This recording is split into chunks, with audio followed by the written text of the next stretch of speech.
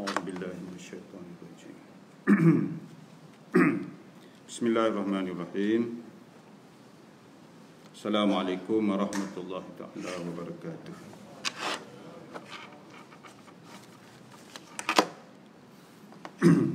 إن الحمد لله نحمده ونستعينه ونستغفره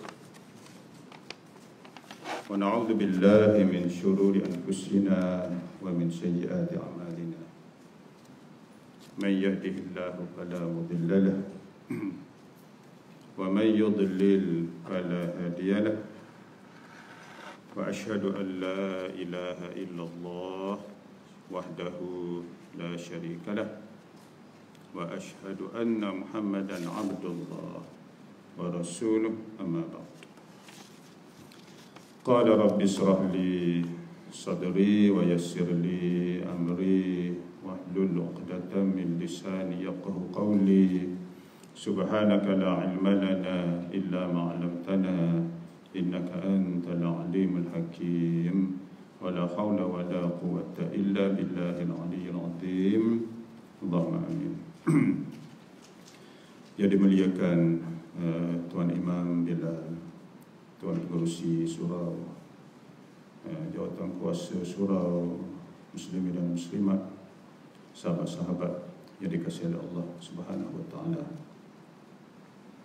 Pada malam ni saya hendak berkongsi satu tajuk, iaitulah bagaimanakah Allah Ta'ala menggugurkan dosa-dosa daripada hamba-Nya. Bagaimanakah Allah Ta'ala ataupun bagaimanakah kita hendak membersihkan dosa. Yang pertama adalah kita berada di bulan yang penuh dengan keberkatan ini. Bulan yang Allah membuat banyak penawaran. Di antara yang besar adalah keampunan, maghfirah, keampunan. Tidak ada perkara yang lebih besar di dalam kehidupan seorang hamba Allah selepas iman yang paling besar. Tak ada yang lebih besar selepas iman kecuali keampunan, maghfirah di sisi Allah Subhanahu wa taala. Sebab itulah insan yang dipilih oleh Nabi sallallahu alaihi wasallam, para nabi dan para rasul, mereka ini maksumun, tidak ada dosa, tidak buat sebarang bentuk kesalahan. Itu kehebatan para nabi dan para rasul.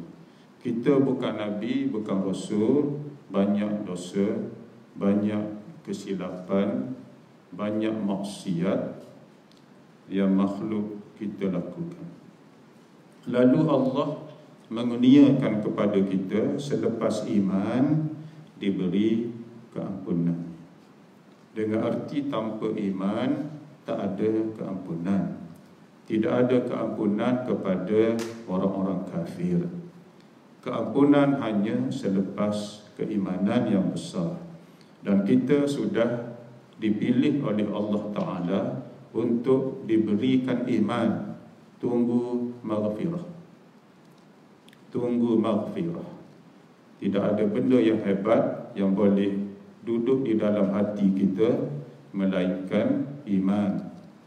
Di dalam suratul Hujurat, ayat berapa saya pun tak ingat.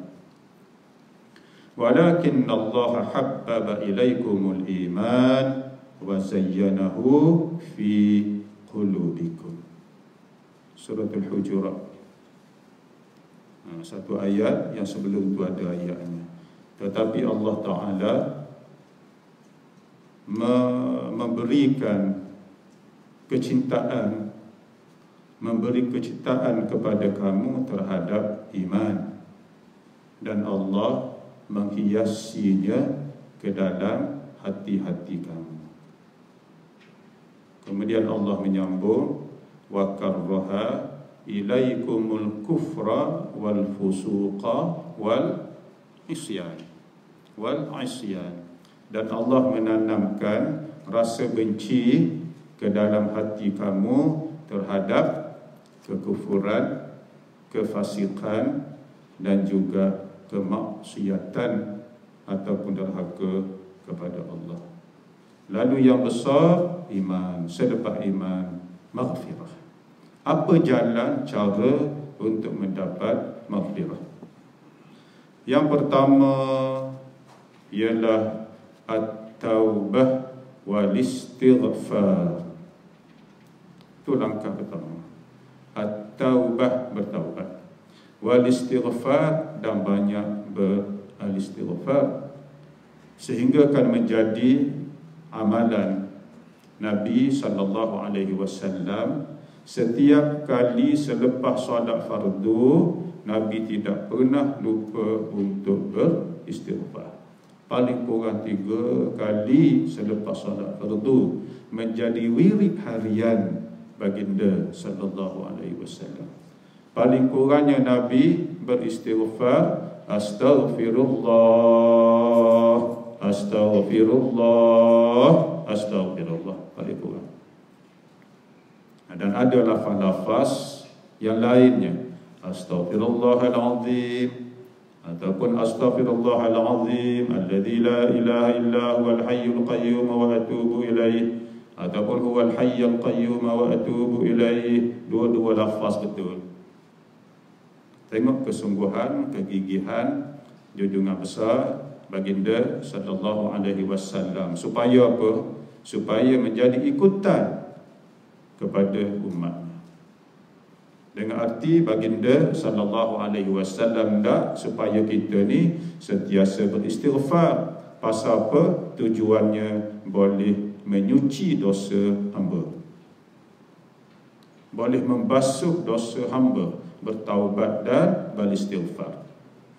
Dan juga kita disuruh oleh Nabi sallallahu alaihi wasallam beristighfar, minta ampun terhadap Allah, kepada Allah dari dosa-dosa, bukan sahaja untuk diri kita, bahkan beristighfar untuk manusia yang paling hampir dalam hidup kita. Siapa dia? Isteri kita ke? Anak kita ke? Siapa dia? Kedua, ibu bapa kita. Itu manusia yang paling hampir dalam hidup kita. Mak ayah kita, ibu bapa kita. Di dalam satu perkhabaran hadis Nabi sallallahu alaihi wasallam, baginda sallallahu alaihi wasallam menceritakan sebagaimana yang diriwayatkan oleh Al-Imam Ahmad, di akhirat Allah Azza wa Jalla, Allah Subhanahu wa taala mengangkat hamba beberapa darjat. Diangkat darjat tinggi hamba tersebut. Kemudian dia pun seperti kehairanan, tak percaya. Pasal apa tak percaya? Amalan dia atas dunia tidak melayakkan untuk begini tinggi darjat diangkat oleh Allah. Seperti orang atas dunia, tengok dia kerja tak banyak mana, kemudian bukan jenis suka kerja, diberi tugasan pun lulus tak lulus, maknanya atas border saja, tengok naik pangkat tinggi, terkejut dia.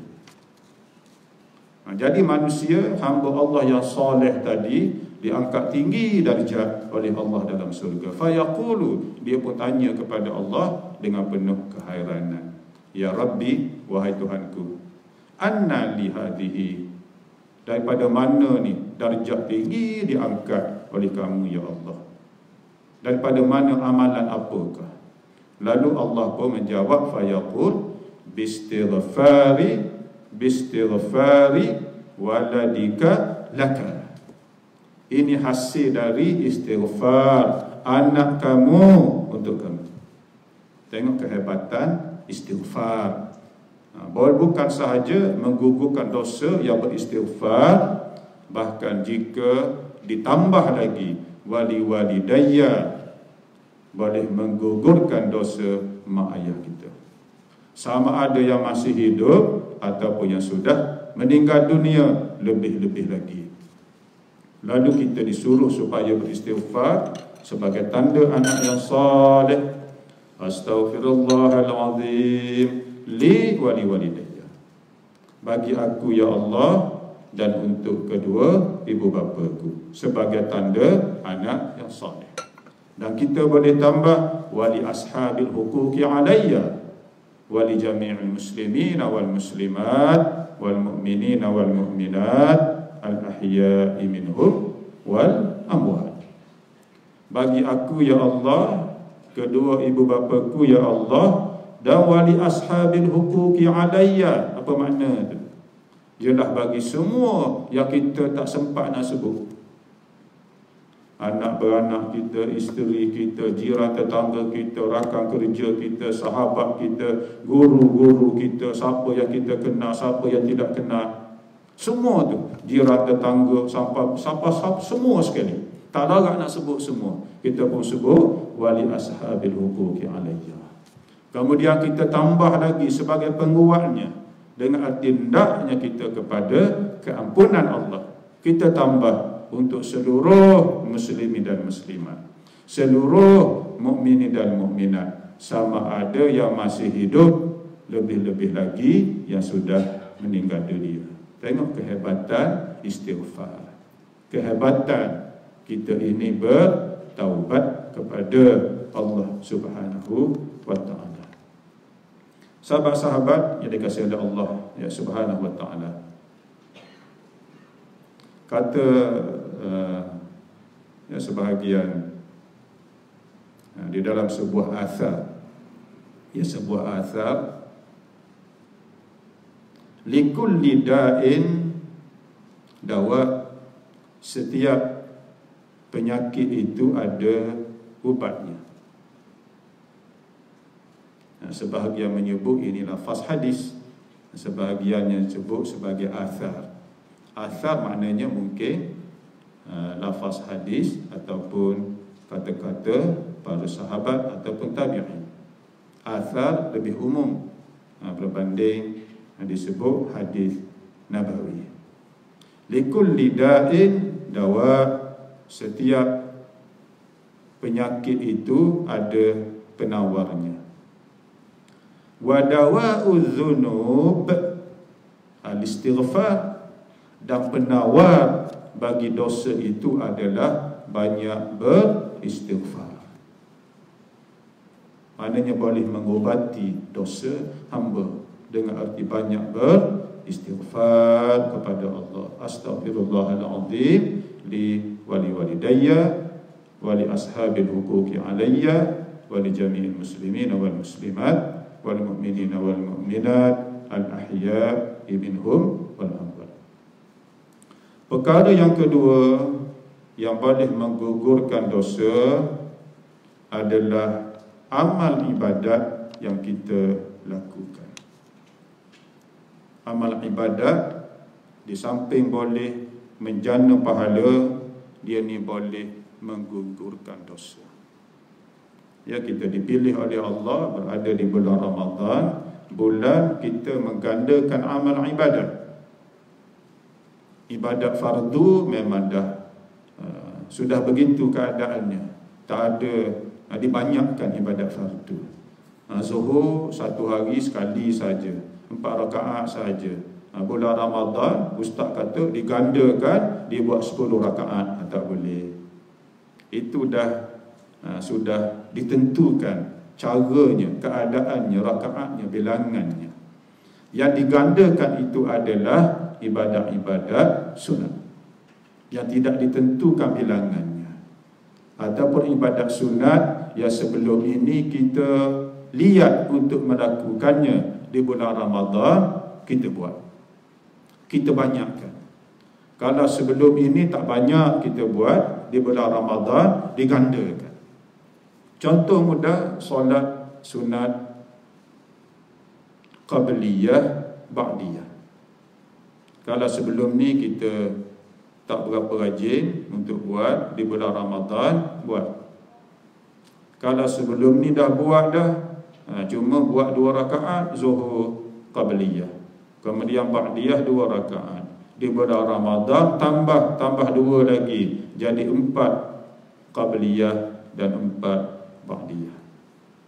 Sebelum ni baca Quran mungkin 2 bulan khatam, 2 bulan sekali khatam ataupun sebulan khatam. Di bulan Ramadan gandakan 2 kali khatam, tanpa kita menafikan bukan khatam sahaja, baca pun kena betul. Kemudian ditambah lagi dengan tadabbur, lagi hebat, digandakan. Kemudian sebelum ini payah untuk berzikir selepas solat fardu, agak liat, malas. Tetapi di bulan Ramadan, lepas bagi salat tidak terus lompat, tapi lepas bagi salat istighfar, lepas bagi salat zikir-zikir lepas solat. Itu namanya menggandakan amalan. Pasal apa? Setiap amalan tadi fungsinya di antaranya menggugurkan dosa. Setiap amalan baik, innal hasanat yudhibnas sayyi'at.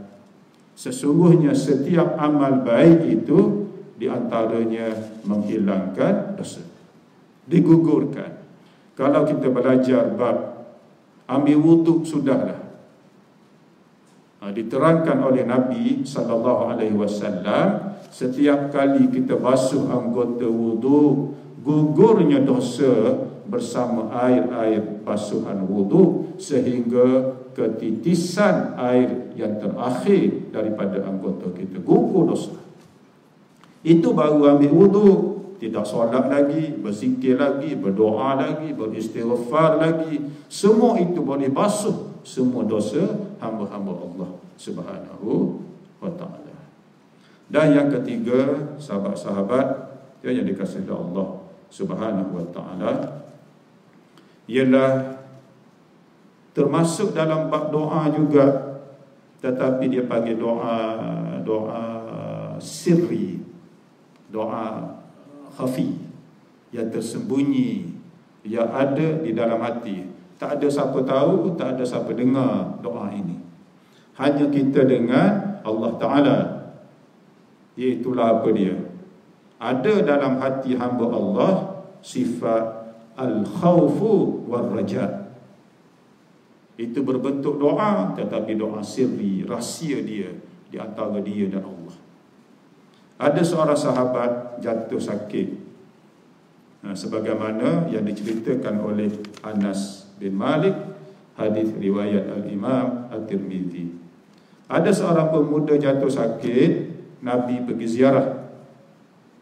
Kemudian Nabi tanya dia, kaifa tajiduka, bagaimana keadaan kamu, dengan arti semakin pulih ke apa, kaifa tajiduka. Dia pun mengadu kepada Nabi SAW. Apa kata dia? Arjullah wa akhafu dhunubi. Aku mengharapkan Allah, apa yang diharap, supaya Allah memberi keampunan terhadap dosa dia. Jadi itulah doa. Cuma dia tak sebut sahaja, ya Allah, Rabbana ighfir lana dhunubana, Rabbi ighfirli dhunubi. Tak sebut itu sahaja dengan mulut, tapi dalam hatinya itulah doanya. Aku mengharapkan Allah memberi keampunan terhadap dosaku dan menerima amalanku. Sama juga kita berpuasa, kita solat, kita berdoa, sama ada dengan lafaz ataupun dalam hati. Allahumma taqabbal minna siyamana wa salatana wa ruku'ana wa sujudana. Harapan supaya Allah terima. Dia pun jawab kepada Nabi, arjullaha wa akhafu zunubi. Dan aku bimbang kadang-kadang Allah tidak memberi keampunan terhadap dosaku, dan aku bimbang kalau amalan aku, dosa aku, solat aku, sembahyang aku, puasa aku, Allah tidak terima. Aku bimbang itu.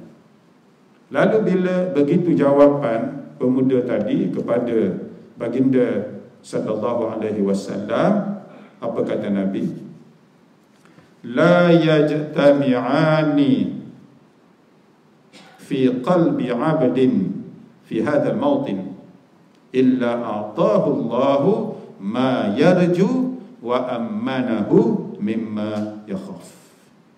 Tidak berkumpul dua sifat ini, sifat harapan dan rasa bimbang serta takut di dalam hati hamba Allah, melainkan Allah akan memberikan kepadanya apa yang diharapkan, dan Allah memberi keamanan terhadapnya apa yang dia terbimbang ataupun apa yang dia takut.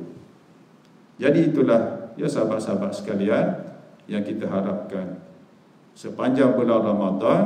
Yang paling besar kita harapkan ialah keampunan Allah. Dan sepanjang bulan Ramadan kita banyakkan 3 amalan ini: beristighfar, bertaubat, memperbanyakkan amalan, dan hiasi hati dengan sifat al-khauf wal raja. Jadi itu yang boleh kita kongsi pada malam yang mulia ini. Mudah-mudahan apa yang kita sama-sama dengar tadi diberi manfaat oleh Allah Subhanahu wa ta'ala. Aqulu qawli hadza wa astaghfirullahal azim li wa lakum. Wassalamualaikum warahmatullahi taala wabarakatuh. A'udzubillahi minasyaitonir rajim. Bismillahirrahmanirrahim. Allahumma shalli ala Muhammadin wa ala ali Muhammad. Allahumma faqihna fid din wa 'allimna at-ta'wil wa hdina siratal mustaqim. Wa sallallahu ala Muhammadin wa ala ali Muhammad walhamdulillahi rabbil alamin. Terima kasih. Subhanallah.